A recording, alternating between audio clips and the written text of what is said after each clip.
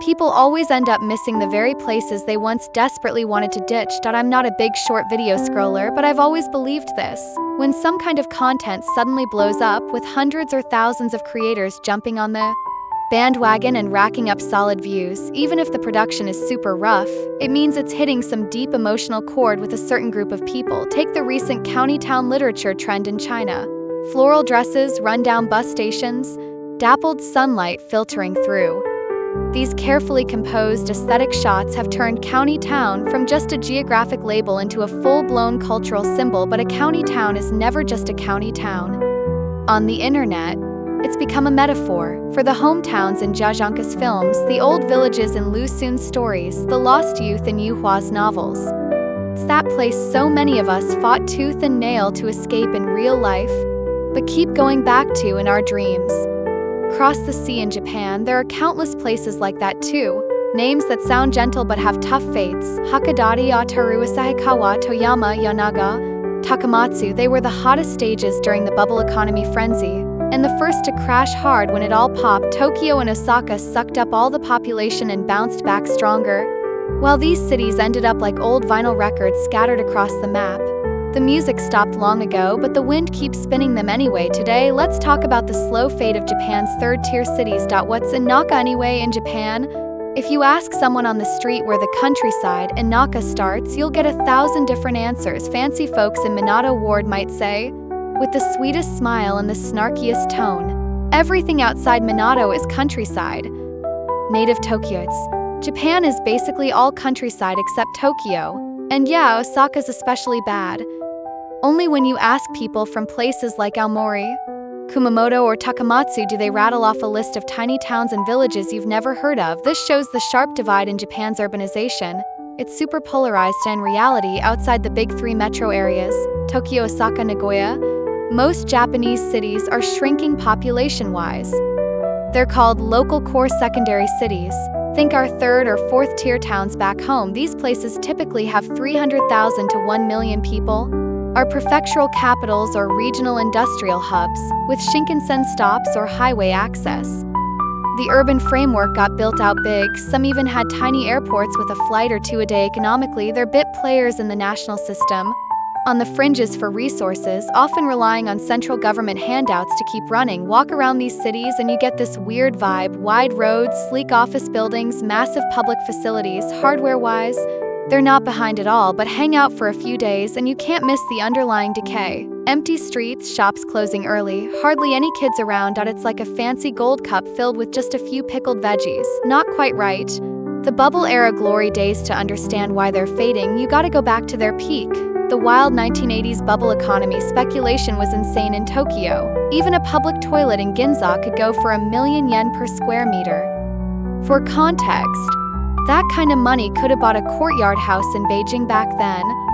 With land prices updating by the hour, big money got priced out of the core and started shifting from central Tokyo to the suburbs, then outskirts, finally landing in these eager, info-lagging third-tier spots. They brought what looked like pocket change in Tokyo but was huge locally. The playbook stayed the same. Hype stories, create buzz, pass the hot potato.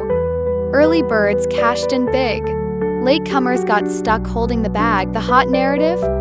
Regular housing or industrial land was too boring. The smart money pushed tertiary industry, leisure and vacation stuff. Like Haruki Murakami said, people get tired of cities and crave the sea. Tired of the sea, they crave people. So these towns loaded up on hot spring hotels, hiking trails, fancy restaurants, repackaged as the new must-haves.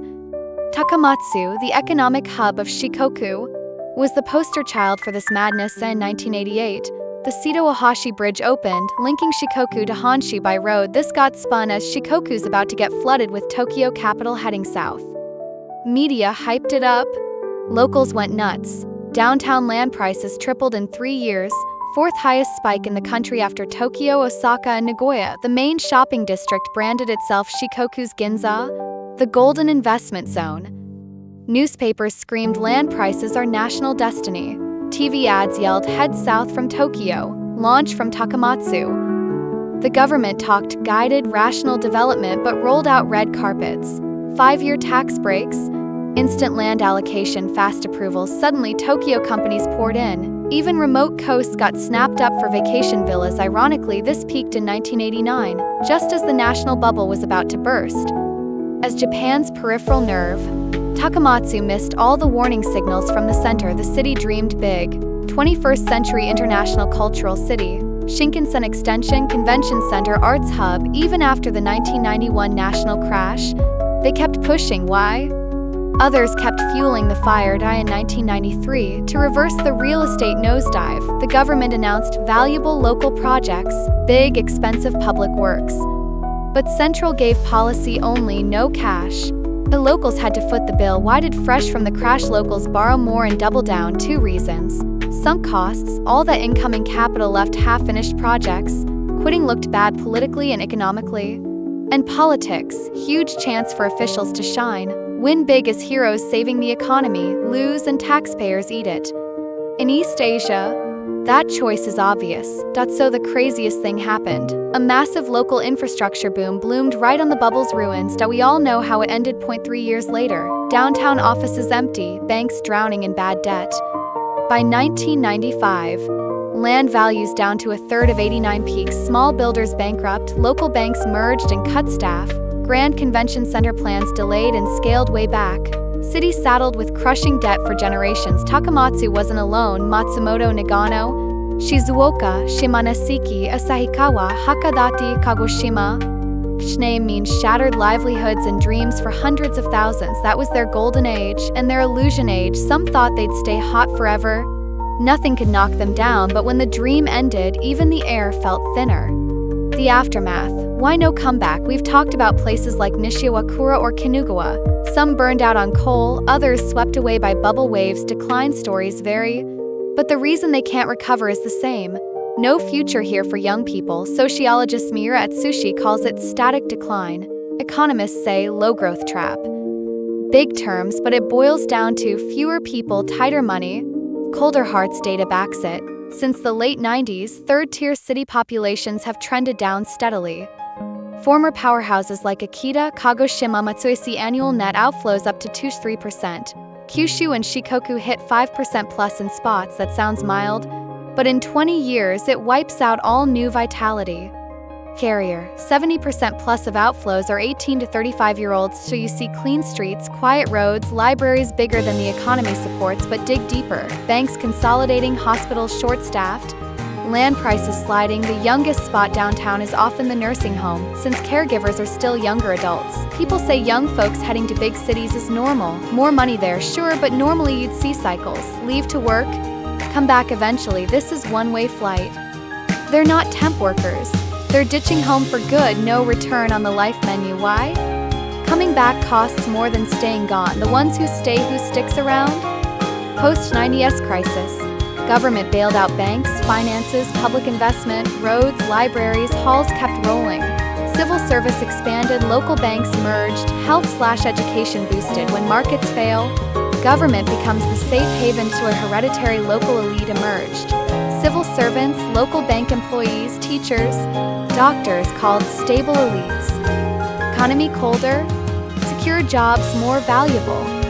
Market shrinking, stability turns into power. Chat with these local elites and their lives look identical. House near the prefectural office, Toyota hybrid, kids at local national uni, wife in school or government job, weekends at hot springs, long holidays in the big city. Worldview 2. Tokyo's too competitive, Osaka's chaotic. Want to start a business? Don't risk it, no market here. Head north? Too exhausting, better stay home. Low pay?